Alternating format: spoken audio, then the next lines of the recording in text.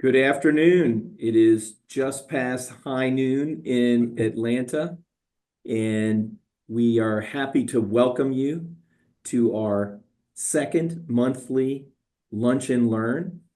I am Chris Gaffney. I am the Managing Director of the Supply Chain and Logistics Institute at Georgia Tech. And we've got a nice discussion on tap, and the topic, as you see, is generative AI for supply chain. I am joined by my partner, Dr. Frederick Benabin, and I would love to have Fred introduce himself real quickly, and then we're going to dive right in. Thanks, Chris. So my name is Frederick Benabin. I'm French, as you can hear with my weird accent. So pardon my French. I'm actually a professor in IMT in France, and I'm also a visiting professor in the Supply Chain and Logistics Institute at Georgia Tech. And I'm working on the decision making and performance management, merging AI and virtual reality to provide decision support systems, working with big companies like Airbus or Dassault Systems. Okay, so Fred, I want you to start us right off in the context for our audience, and what is Gen AI, and how does it fit into the larger context of artificial intelligence? Yeah, of course, artificial intelligence is a very broad domain. There has been a lot of work on the last 40 years, 50 years. Even my major in my master was on artificial intelligence 30 years ago. So there's a lot of different types of artificial intelligence. You have statistical artificial intelligence, model-based, model-driven artificial intelligence, and so there's a lot of different types. And machine learning is one of the biggest and most powerful domain. And within this domain, generative AI has emerged as a very, very powerful tool to interact and to create some content and some knowledge. And among these different types of generative AI, the large language model, LLMs, have been a big wave in the last 3 years. And that's what we will also focus on during this talk. And that's the way of thinking artificial intelligence that we wanted to introduce to show you where is Gen AI in this big picture. So this focus and hype around Gen AI and LLMs has really been hot since 2022. And, I get asked all the time, what is the practical application for supply chain professionals? And what I always say is, first and foremost, in my experience in industry, the one thing I know about my friends in the supply chain industry is time is a precious commodity for them. And a statistic I heard or read just this week is that the typical supply chain professional is spending 18 to 20 hours a week in the space of communication.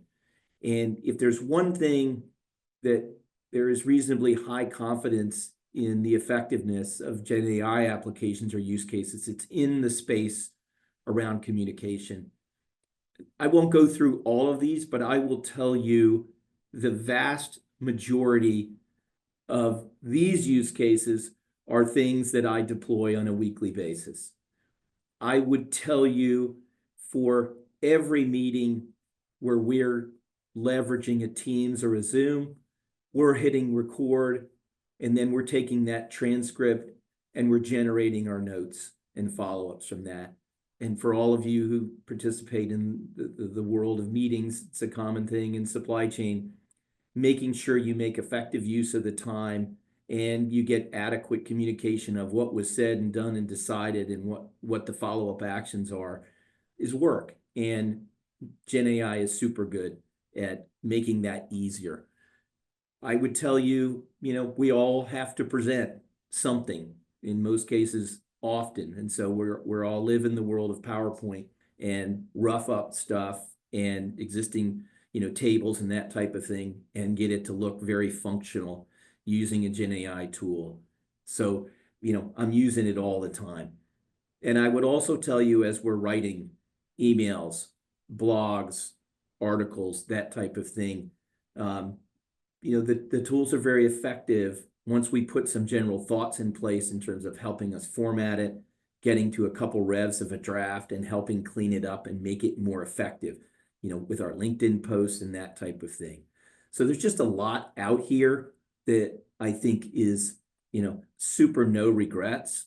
a couple things that are a bit higher end, even in the base case, but I've seen it working with our students. When we're doing some higher end work, bringing in data sets and cleaning them up is super easy using the tools that exist from an open source standpoint. And then getting insights out of that data, and typically using Python, the Gen AI is super helpful in that space. And I think practically speaking, leveraging publicly available information, is something that Gen AI is really good at. So whether it's the competitive intelligence kind of space, what's going on in my industry, or in our world in academia, we now can really tap into published research and get insights out of it in a very effective way. So I'm hopeful on this list here, you've seen at least one thing, and you're like, I'm not really doing this. So hopefully there's at least a takeaway from you off of this list. So, there are multiple public tool sets that are out there. And so, the three that are most popular are ChatGPT and Claude and Gemini. And we do some work with Gemini. I have lots of friends who are big Claude advocates. I myself am primarily a ChatGPT person. I would say, if you're serious about this, the reality is you need to go ahead and pay for the upgraded version. That's where the value exists today. And if you accept, I would tell you I've probably doubled my productivity in that space. I hope it's worth $20 a month. So that would be my advocacy for you as you look at any one of these tools. And a lot of the people that I follow typically are using two of these tools. And in some cases, they're taking the output of a prompt they put in one and asking the other to improve it, and vice versa. And they actually feel like they get a higher quality output when they leverage both, or at least two of the tools that are out there. So we don't advocate any one or the other, but here's just a simple way to think about how to choose one or more of the others. I definitely want to comment on, data. A simple thing, and again, for me in ChatGPT, and I suspect Claude and Gemini have the same capability, is make sure you're toggling off allowing your content to be used to train other models. That shouldn't make you completely comfortable, but it limits, where input that you're providing goes. As we've worked in using the capability, I think it's really important that any personal customer sensitive data is anonymized. And, the simple way to do that is with a key. If you have a data set, that has products or suppliers or other, specific master data, just create a translator key. If you got 10,000 customers, 1 to 10,000, translate it, blind the data set, and then work with it. And then I know a lot of people who are tailoring resumes for particular job applications and that type of thing. I think, ChatGPT and the others are very good at doing that tailoring. If you upload a job description and say, please tailor my resume to make me a more effective candidate. But I would always say, take the top portion of all your personal stuff off the resume before you're uploading it into the Gen AI. And it goes without saying, if you work in industry and if you work in academia, first things first, understand and comply with all the organizational policies that are out there. And this is an area today that is very sensitive. So be in the mode of asking for permission. Don't ask for forgiveness here. It's too sensitive a topic. All that said, I don't think prohibition it's never been a good, effective strategy. And it's not a great strategy now. There are people I know who work in very large companies and peers of mine who run those companies, and they're currently in a prohibition mode. I don't think that's sustainable. I think you've got to find a way to play safely in this space. I do think, I talked about data handling. Data security is a huge issue. Overall, cybersecurity is a huge issue. So I'm sensitive to that. You've got to get if you're in industry, blessing and support of your IT and security people that you're engaging in this space in a way that's acceptable. No two ways about that.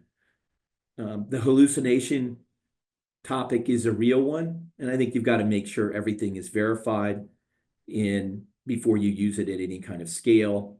I didn't say it on here, but checking sources and validating sources is something that's become much easier even in the last 6 months. And I think this is an ongoing education area for your teams. There's no question about it. And when it comes to governance, you've got to have a policy and you've got a plan that policy's got to evolve. This space is moving monthly. So now let's kind of get to the specifics and, in the world of supply chain, what does this look like 2 years in? And in my view, the impact is real and it's growing. I would say first things first, all of us who have been in the world of supply chain management understand that it's about making good decisions, whether those are planning decisions or on the battlefield executing in real time. And time is precious. And if we can compress the time that takes to make a decision, there's value. So anything that reduces latency is value, and we're already seeing that. In my time making large infrastructure decisions, we used to accept that we had to make decisions with limited information and ambiguity, which meant we were falling back on intuition and experience.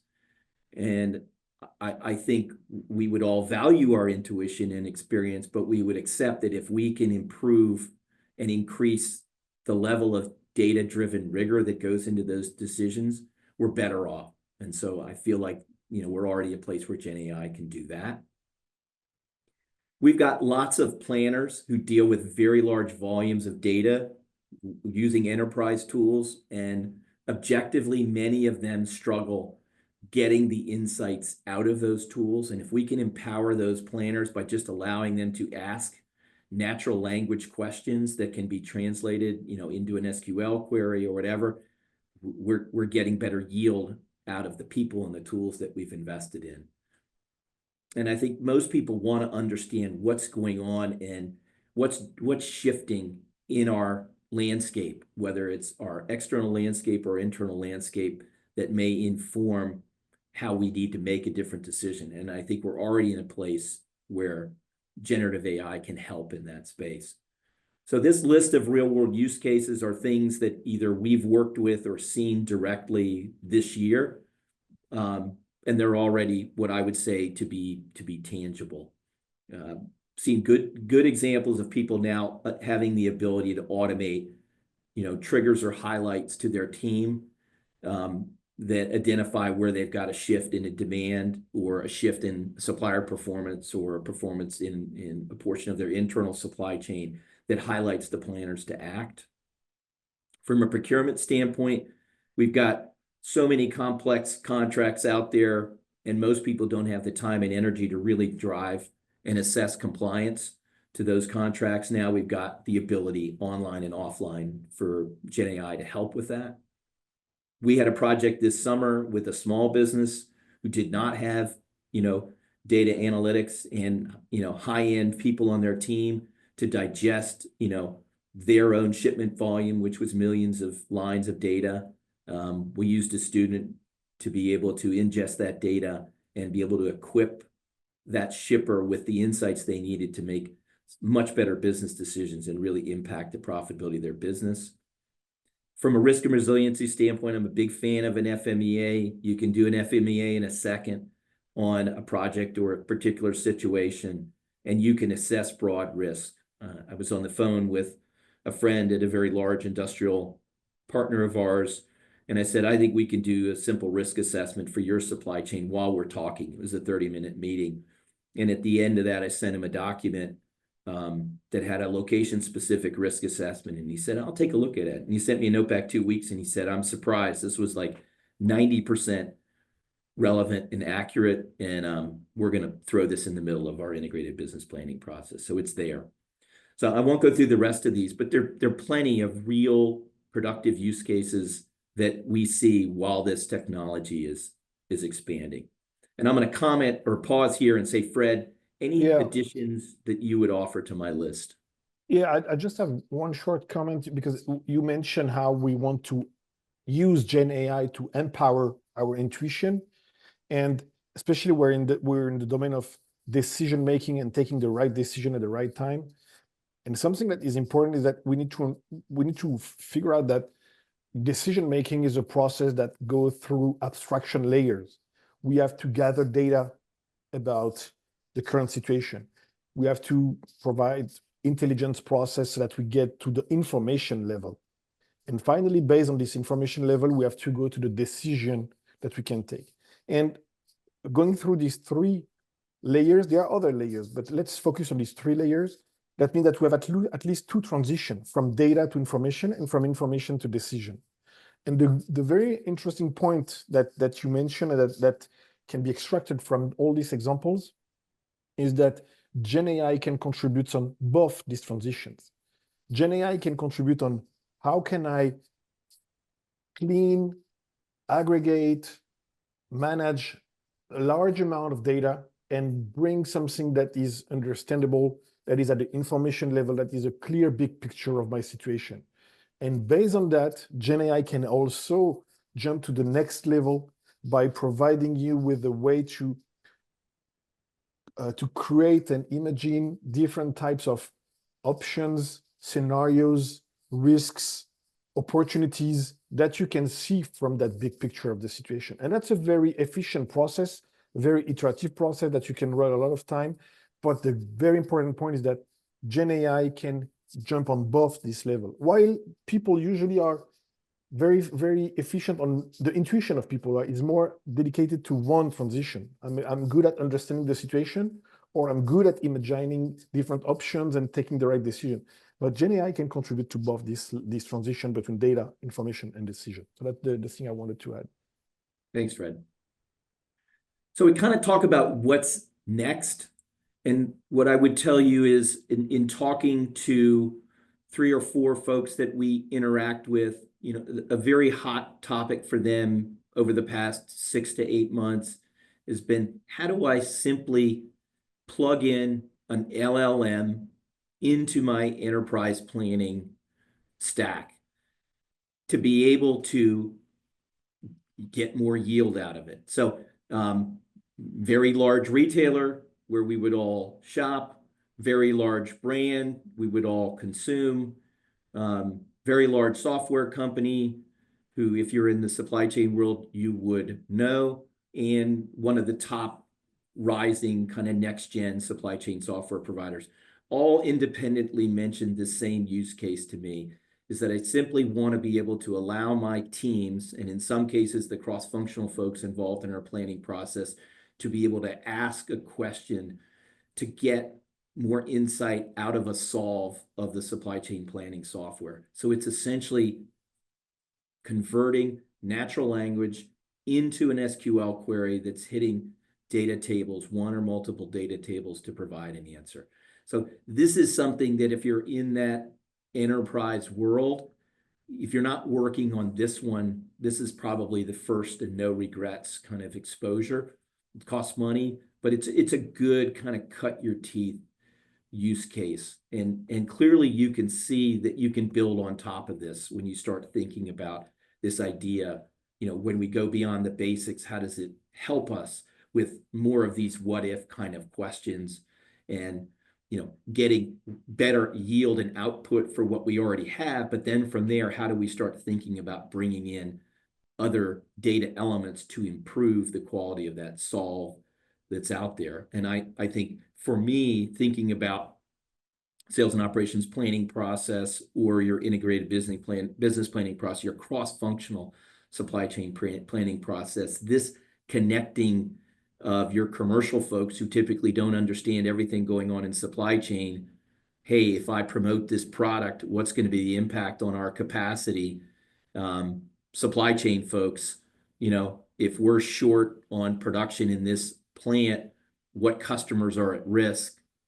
Those type of questions start to be real impactful, improving the quality of planning, output, and decision making that we can get. So that's kind of, I think that's now and this next year if you're not already working on this. So for me, I say there are things you can do right now, and I think we'll kind of have call to action at a couple places in the dialogue today. But I want to make sure there's things that you can be doing right now. If you can get the security guardrails right, if you're in a larger company, fine. If you're in a smaller company, and you're comfortable with the right level of anonymization, there's things that you could be doing right now in terms of the off-the-shelf tools that are there. It's clear that, in particular from a supply chain standpoint, planning resources and roles have training to do this year to help them just understand how to ask better questions and then understand what we can get out of an AI generated output. And then what ifing has always been important in the world of supply chain, but can you leverage the first level set of use cases to do much better job on your what if kind of work inside of your supply chain? And then think about, what are the common tasks like contract analysis and performance, supplier performance that can be first on your list today? And then, what should be on your next list, your tomorrow list? And this whole idea of a collaborative ecosystem cross-functionally, I think is a big idea enabled by the Gen AI insights that are out there. And if you haven't gotten there first, what's the first, use case for you where you connect an LLM with something that's in your supply chain stack? No question about that. I think overcoming the, change management kind of dynamics is going to be real. There are a lot of concerns out there around accuracy, security. They need to be appropriately addressed. They shouldn't stop you. You should seek to understand the real underlying tangible concern and make sure there's a process to address that. And then you should accept that the role of a planner is going to look different a year from now than it does today. What does that imply for the development planning for your teams, what you're looking for in that job spec? So many of those folks have never actually gotten to be planners. They were all, firefighters. They were all dealing with very, very here and now kind of things. Let's get them into the planning space. So I'm going to shift gears here and really start to say, if you were, if you're in this world, some of these things are going to be rote to you. If you're not, hopefully there's some new stuff here. But I think the whole idea of prompt engineering is probably, for me, time saving, number one. Going to school on the quality of your prompt is probably, focus number two. And I think everybody can learn in this space. So there's some headlines here, and then I'll talk about some examples. And hopefully there's something that you haven't tried in this section that you can potentially use as a takeaway from today. Given that I've now used this thing or this capability for a year, I always ask it to revalidate my own persona when I'm asking it, particularly in the communication space. It's actually pretty effective when you either validate your current persona or ask it to take on a certain persona. It's pretty clear you get better outputs that's there. Some of these things are no regrets in terms of just being super clear. No different than if you were interacting with someone else. The clearer you are, the better output you get. Same thing is true in a conversation with the LLM as it is with a person. Giving context so that the LLM, can leverage that in terms of improving the quality of the output. Clearly better off. Being actionable, making sure you use good grammar and spelling. The spell check stuff is out there, but don't make it harder than it needs to be. If you want an objective answer, then make sure you ask your question in a neutral way. And I think it's also been clear that asking the LLM to do too much in a single prompt quickly degrades its output. So those are some general guidelines that are out there. There are a lot of different prompt engineering techniques. And so you guys will get all these slides and you'll get the recording. But I think, if you're not familiar with all of these different approaches to a prompt, given your particular need, these are things that should just kind of be in your toolbox. And, a zero shot is simple. A few shot is a bit more effective.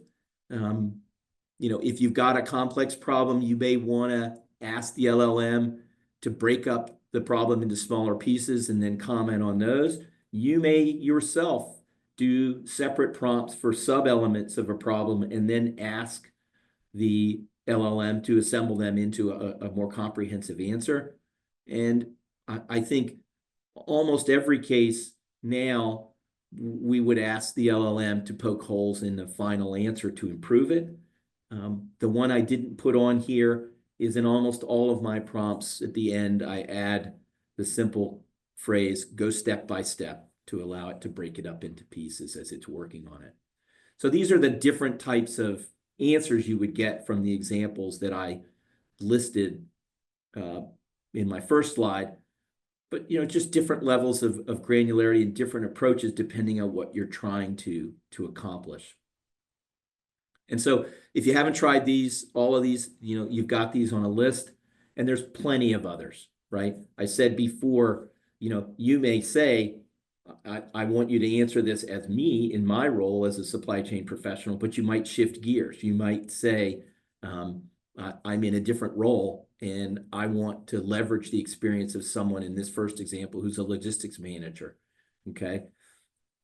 When it comes to a number of things that are more complex, this idea of chain of thought prompting is important to get to kind of step-by-step reasoning. We all know that's something you got to be super careful with when you're using the LLMs. So another set of, of approaches to prompting. And then I think there, a lot that I like in this validation space and being iterative about it. In many cases, I'm actually going to crank through 5, 6, 7 separate prompts to get to a quality answer as a norm. I might be able to do that in 5 minutes, so it's still super effective, but thinking about it being iterative is important. And then I really do like a lot of this, contingency based. So many supply chain folks live in this world of what happens if this goes on. I'm a big fan of leveraging, the capabilities from a risk analysis standpoint. So this counterfactual idea is a good one. So last thing here is, there are things that work well, and I really say kind of stay in your lane, use the tools for what it does well-defined tasks, gathering publicly available information, cleaning up and transforming data sets that are unwieldy for you to handle. Don't ask it to do things it doesn't do well, okay? I think that's the bottom line in that second column. So at this space, I want to shift gears, and I'm going to have Fred kind of jump in and take the next piece, because a lot of what I've really talked about lives in the world of individual Gen AI, what you could do yourself. And Fred lives in the world of enterprise Gen AI. So Fred, I'd love for you to kind of take this next section for us. Thanks, Chris.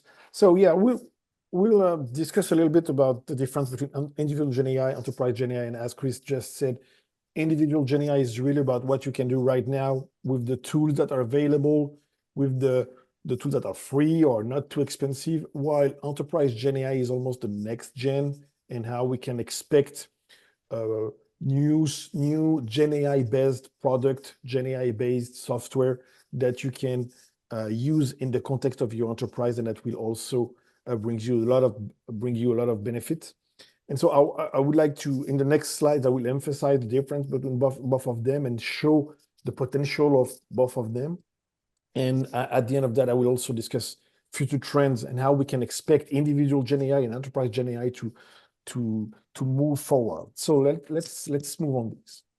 So first of all, I will give you a few examples of individual AI and how we can use it very, very straightforward. We can ask a direct question. You can see here the prompt is, what are the risks for a pharmaceutical supply chain with suppliers in France, Italy, Sweden, Spain, and North Africa, and customers mainly in Europe and Asia?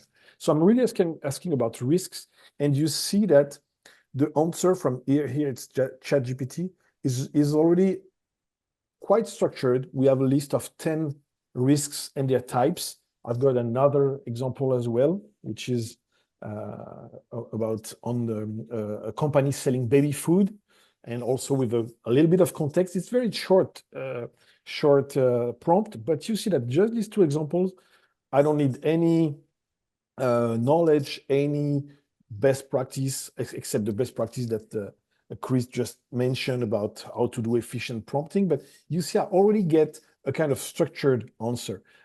It's usable by myself. It's not usable directly by other software of the company. It's not really broken down into different subcategories and subcategories that I can really use. But at least it's already a good first result. So now let's show another thing. So this one is not about risk management. This one is about business expertise. In that case, I'm talking about request for proposal.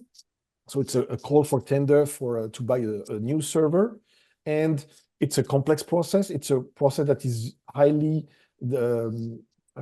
demanding in terms of formal knowledge. What is the formal process to do a call for tender in the domain like a public university?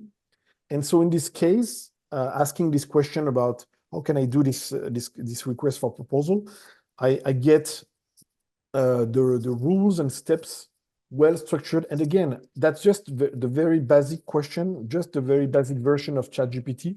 And I get the different steps. Again, it's not usable by a software. It's not usable by anyone else but me or a human being is working on this. But at least at any moment, anytime, I can ask that kind of question. So that's really to illustrate the individual AI. So now let's move to the enterprise AI. So here is an example. I will just go exactly through the same type of questions, except that I will use tools that are embedding Gen AI, but that are more complicated and more structured. So let me show you this different sort of use. Here it's a short video. I'm just bringing here a situation where I will ask exactly the same thing for the company that is building baby food, or that is having these suppliers everywhere in Europe and that kind of thing. And let's see what's the answer of that tool is. So basically, this tool it's a very simple tool, but it's not part of individual AI because it's the tool that we have built. The thing, and that's what I will show after, is that we have given an upper layer that as how to say that as a structured knowledge about what is a risk, what is an opportunity, what are the roots of a risk or an opportunity, that it's based on dangers or it's based on favorability of the environment or of the supply chain itself. And what we are asking here, it's not the AI to provide us only with the list of risks, just as we've seen before, but with a more structured vision. I want the list of risk, of course, but I want their let's say their structural chain. Where are they coming from? What is the part of the environment or of my supply chain that is responsible for that? So you see here, it's a company selling baby food in the USA and Canada, and I've validated that question. So it's exactly the same question as before. But here you see what I get here is a more complex diagram. So that means that it's structured data. That means that it's the data that another software could use. And here, everything that is red is a risk. Everything that is green is an opportunity. Everything that is gray, dark gray, is let's say a danger or a favorability, something that is at the origin of the risk or the opportunity. And everything that is blue is a component of my environment or my supply chain that is responsible for that risk or opportunity.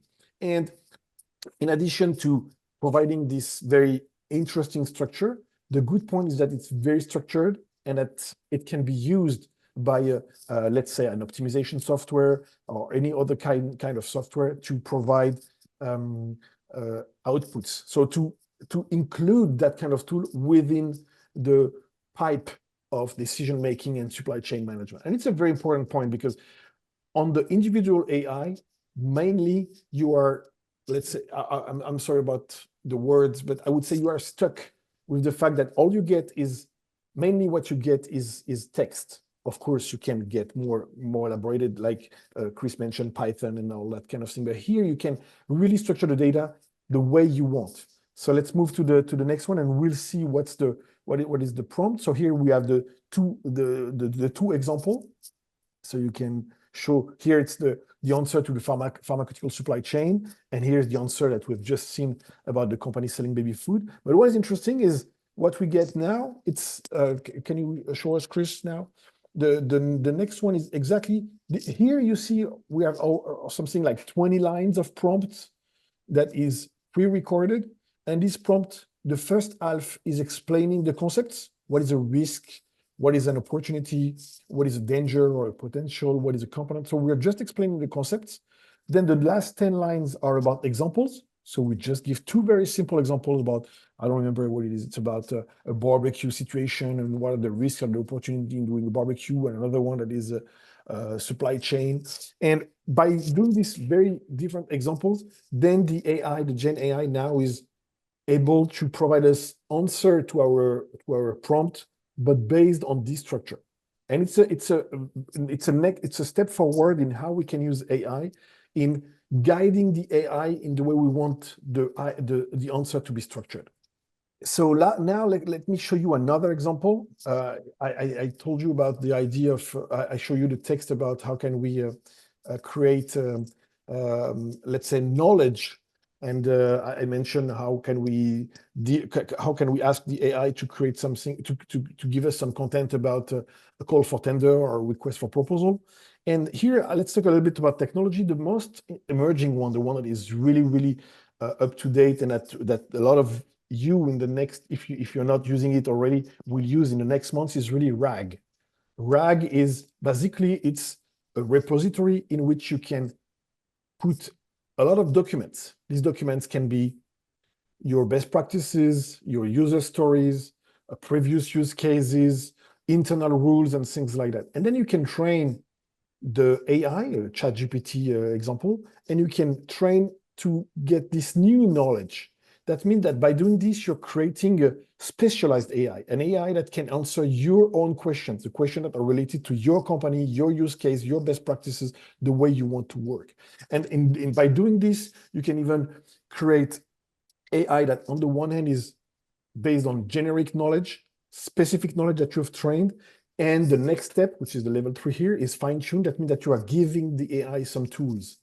You can give the AI, for example, tools to make some research on the internet, or to make some calculation, to use some optimization tool. So that means that the AI will not only give you the answer, the statistic answer of text, but the AI will also be able to use tools and also to use your own knowledge. So let me show you a very quick example that we do for our courses. Can you explain me the definition space and the performance space? I see. Okay, I'll just need to boot up my brains. Give me this a is moment. a virtual reality avatar that is equipped with Sure. an AI. The definition space describes the system's attributes or characteristics, while the And we performance actually, space represents the the important system's aspect here performance is over that time. this The avatar is answering operational a question about performance one of my space, course. ops, is a So specific my type of student performance can space access that that tracks the performance of a system 24/7 over time. just And the to know description space, and to ask questions species, about my represents the course. system and its So environment, imagine what it could be allowing with for your own observation and document. control. Here it's a 200-page document that she's been trained with. Can you Another explain me example. page 19 to 21? So Computing before was a very very, original and very amazing general question. question about the course. Please Here we're stand asking, by. can you explain some pages? So that you can ask Page pages, you 19 can ask introduces figures the and things like measurement that. of key performance indicators, KPIs, in part which can be either elementary or complex.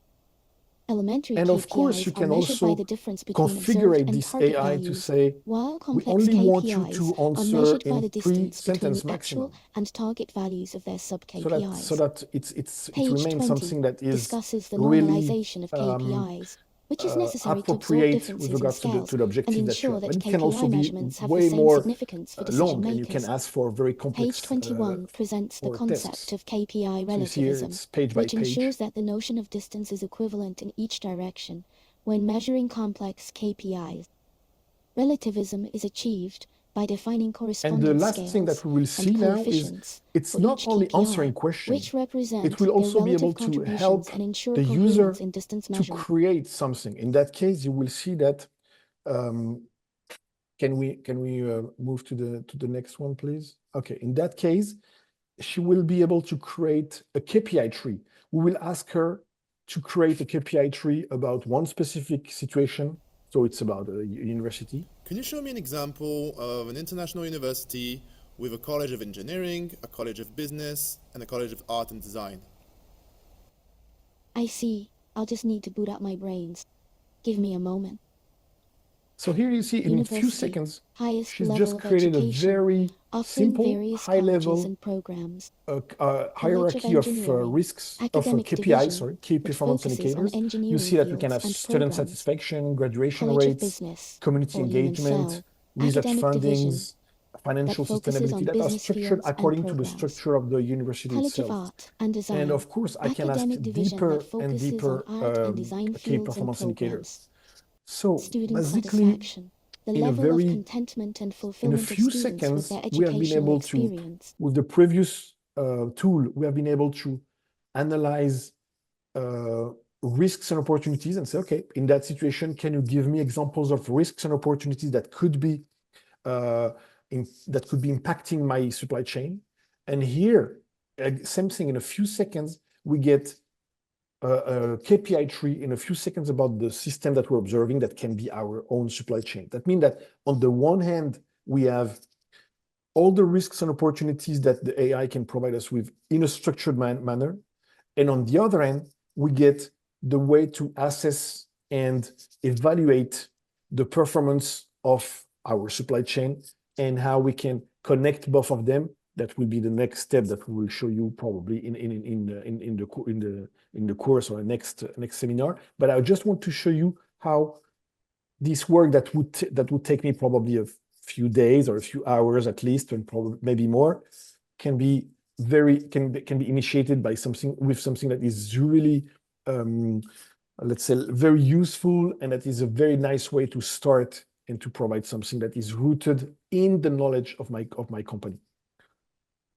All right, Fred, where do you think we're headed from here?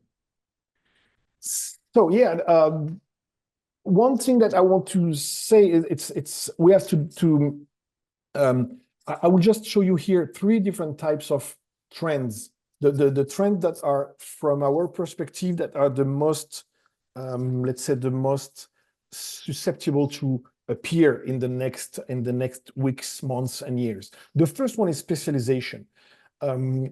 Today, Gen AI, and if you use Claude or Gemini or ChatGPT or Grok, they are all really generic. That means that you can ask anything about anything, and but it's really about text. And the next step is really about specialization. How can we get an AI that is your assistant to deal with your schedule, your assistant to deal with your presentation, your assistant to deal with how you manage your suppliers, your assistant that will help you with forecasts and so on. So we have all this specialization, and also the assistant that will be really fine-tuned to interact with that software that you already have in your company. So this specialization is really one important step, because we will leave the world of prompting and text to move to the world of the enterprise, and what are all the interfaces that we're using. So that's the first one. The second one is about localization. Now all these AI are very powerful, but they are also very demanding in terms of calculation, of power. And so that's why they are always on very powerful servers abroad, far away, remote. And but one of the next step will probably be about local AI. How can I have my own AI that is embedded on my devices, on my software, on my phone, smartphone, on my computer, and I don't want to. I want to have a direct interaction with my AI. And there's a lot of work to simplify all these very strong generic AI model to make them as efficient but more specialized. See the first trend, and so more light, lighter, and that can be on your own device. And the third one is really about the interaction. How can we have a better interaction with all these AI tools? I already mentioned the fact that we can have interaction with existing software as an input or as a beneficiary of the outputs, but there is also how we as human can interact. For now, we're just typing text. Of course, 10 years from now, we'll probably have a lot of fun thinking about how we were obliged to type text to interact with this AI. We can already all use our phone and talk to ChatGPT and have ChatGPT answering. So there's prompt, speech to text, and text to speech. But there is also a lot of different options, especially with immersive technologies. How can we grab an idea? How can we merge idea? How can we do things with AI in a way that is not only about text and speech? So that's the three main options that we have for the next weeks and months. And the other thing is how will individual AI and industrial AI evolve in the next months and years? You can see on the bottom of this diagram how the coverage of all the AI features now can be seen as part of it is covered by the individual AI and part of it is covered by the industrial AI. And both of them will evolve in a way that individual AI will, of course, push forward, try to let's say, collect some of the features that are only available for industrial AI now, but that will become individual AI, just like your smartphone did 15 years ago. So there were initial abilities, but more and more abilities that were only industrial became available on your smartphone. But at the same time, industrial AI will grow faster and faster. So the benefit of that is that the coverage of AI feature will be bigger. So we'll move from what we have now, what will be the new in the next months, and of course, what will be the next in the next years. We'll have this let's say this mechanism of industrial AI pushing industrial AI, individual AI, sorry, pushing industrial AI, and at the same time, industrial AI pulling individual AI, and the coverage being more and more efficient. Thanks, Fred. That's super, Thanks. super insightful and exciting for sure. So I think as we close, we're going to kind of give you, again, a couple of things that potentially you can use. And, I would say if you don't have a roadmap, whether you're an individual or whether you're part of a team or a larger company, is laying out what this roadmap looks like for you, your team, your enterprise is a no regrets way to start. We would clearly, classically say any roadmap like this needs to be aligned based on, what our goals are and ultimately rooted in value. I think for us, understanding in your particular industry, your particular part of the supply chain, what is a clear set of value returning use cases that are out there or high leverage problems that you see that allow you to prioritize and say, where do we think we've got the best opportunity that's out there, balanced by what's feasible, right? Where can we get the data and where's the integration lift not so heavy? And then, use that to kind of phase what you're doing, making sure you're piloting things on the low end of risk so that you can get momentum and get value. And then you plan and again, watch as the industry evolves to be able to, take on more complex and integrated solutions that are out there. I think a super important decision is, are you doing this on your own or are you getting help? And the reality is only a few are doing this on their own. Almost everyone is getting help, whether that's from a large consultant, whether you're leveraging your cloud provider like AWS or Microsoft or Google, whether you're coming to your university and coming to Georgia Tech and tapping into our tools or whoever else you're working with that's out there. I think you've got to figure that out, because once you get into the world of enterprise, you need help in almost all situations. In any supply chain case, having a clear data strategy and having confidence in the data that you're leveraging internally and tapping into external data sets is a big part of anyone's roadmap that's out there. And I think getting into this world of integration What are your guardrails around integration into your tool set? Where are there low leverage or low effort, high leverage opportunities that may be first in your TMS or your WMS or your planning suite for sure. And then making sure you're understanding where you're getting leverage and adjusting, making sure that you're likely leveraging this for internal leverage first with validation before you're taking it out to do something that's really customer facing. And then I think a training strategy is important for this, no question about it. So thinking about a simple model for your own roadmap. I think for individuals, this ought to be something that's part of everyone's development plan. Somebody said to me today, if you're a supply chain professional, they don't ask you if you're using algebra when you're coming up with a decision. Inherently, whether we liked algebra or not, we use thinking like algebra in lots of the decisions we make. But today, everybody does want to ask, are you using AI to come up with this answer? In 5 years, they're probably not going to ask that because it'll be assumed, and in fact, some element of AI and in our world, Gen AI, will be leveraged for this. So I think, as an individual, understanding and applying this technology as it evolves to help you in your own professional journey, I think is critical.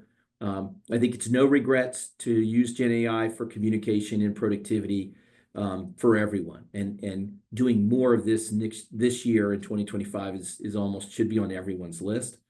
I think we do understand that the soft skills matter. And so while you're working on your Gen AI plan, you need to make sure you're working on your soft skills and what's a differentiator for you in your career.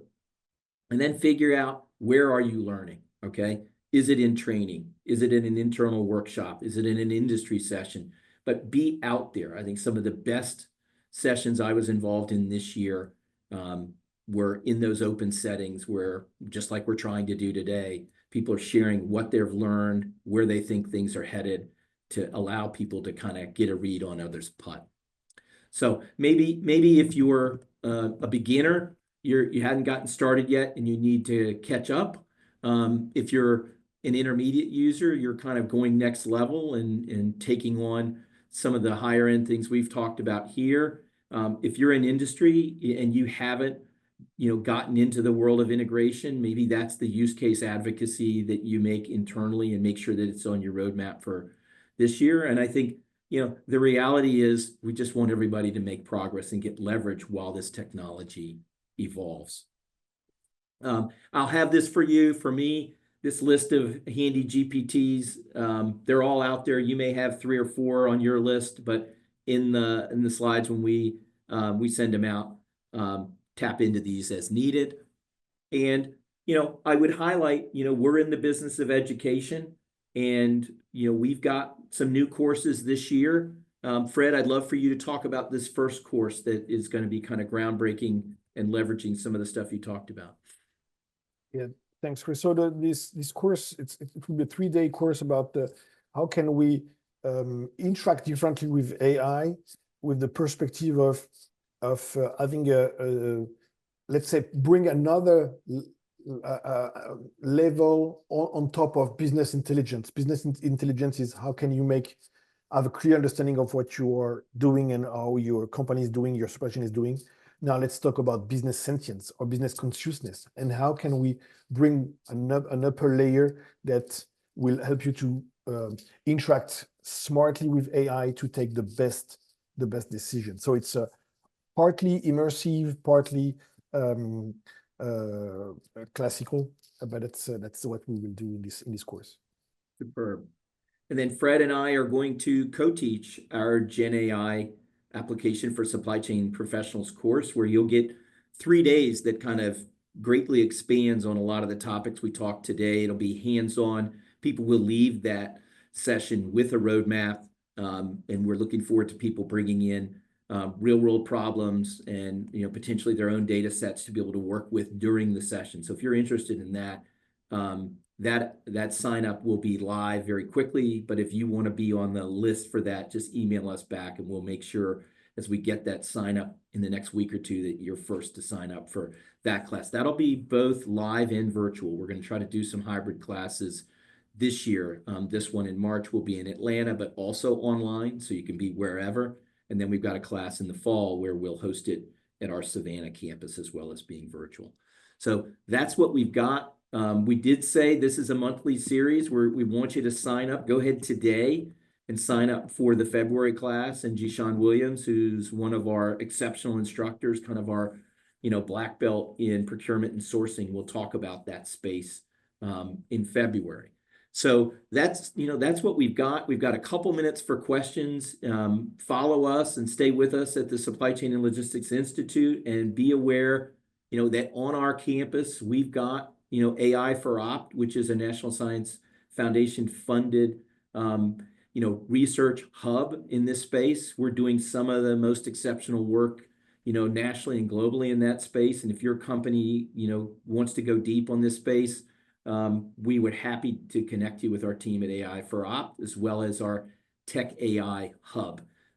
Georgia Tech is literally at the center of what's going on in the world of AI. So we'd love to do work with you. So I'm hoping we got a couple minutes for questions, and I'm going to say, Sean, if you've got a couple you want to hit us with, anybody who asked a question, if we don't get it to a day, we'll send out we'll send out an answer to your question, and we may, in our next newsletter, go ahead and compile the answers to all the questions. But Sean, are there one or two that you want to try to hit? So how can small companies use AI for data analytics? Yeah, I'm super passionate about that. I mentioned one of the examples that we talked about this summer was absolutely focused on small companies. And Chuck Easley and I are going to be traveling the state of Georgia again in 2025, trying to bring AI to small business. I definitely feel like these tools are, kind of a democratization of that higher order capability that big companies clearly have, but spend a lot of money for. I think small companies can leverage a lot of this. We're happy to talk to you about how to go about doing that. We've got resources that are focused on helping small companies in that space, and we're confident that it can be a jumpstart. I mean, we would clearly advocate that we'll have some small business folks in our course this year who are very, very specifically coming to us because they think they can get that jumpstart in a couple of days. And that was the last question. So I want to thank everybody for coming out today. Big thank you to Chris and Fred for sharing your insights and your experience with us, and look forward to seeing everyone in February. So have a great day and Happy New Year. So